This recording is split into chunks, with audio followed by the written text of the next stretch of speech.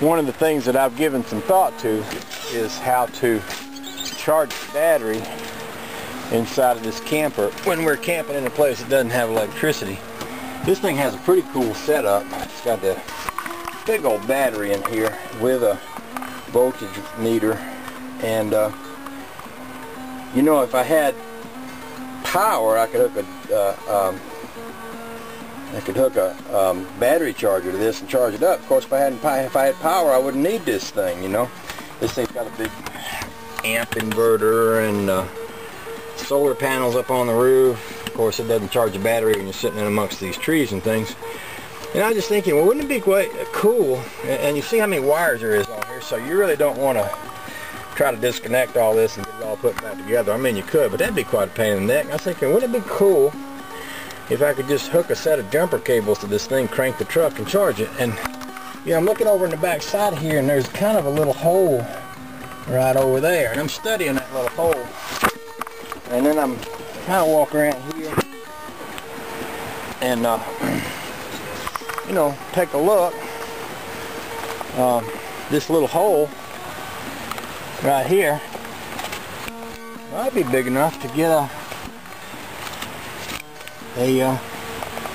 handle of a jumper cable through, and the battery is right here.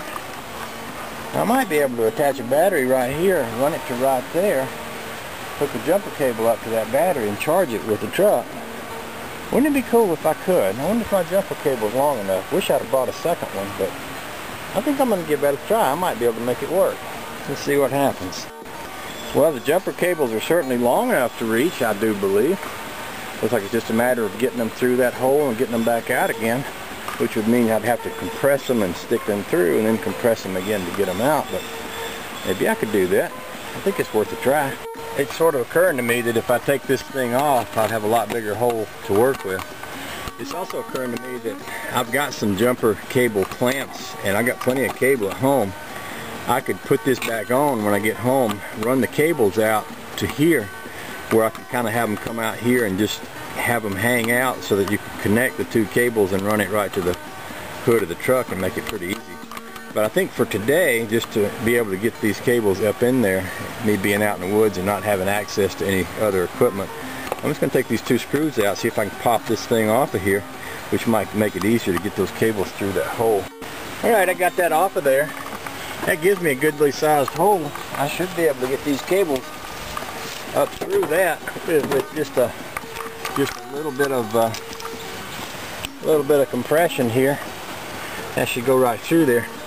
The reason it matters is one of the things Trish likes to do is she's got a coffee maker in there, and she likes to make coffee with it, and the running just on that battery, it'll tend to kind of run the battery down pretty quick using that coffee maker. But I'm thinking with this setup, I could hook that jumper cable up, start the truck, make the coffee. It would charge the battery while the coffee's making, then we'd cut the truck off. Wouldn't that be honking? In fact, I wouldn't mind a cup of coffee myself. I think I'll hook this thing up, start the truck, see how it works.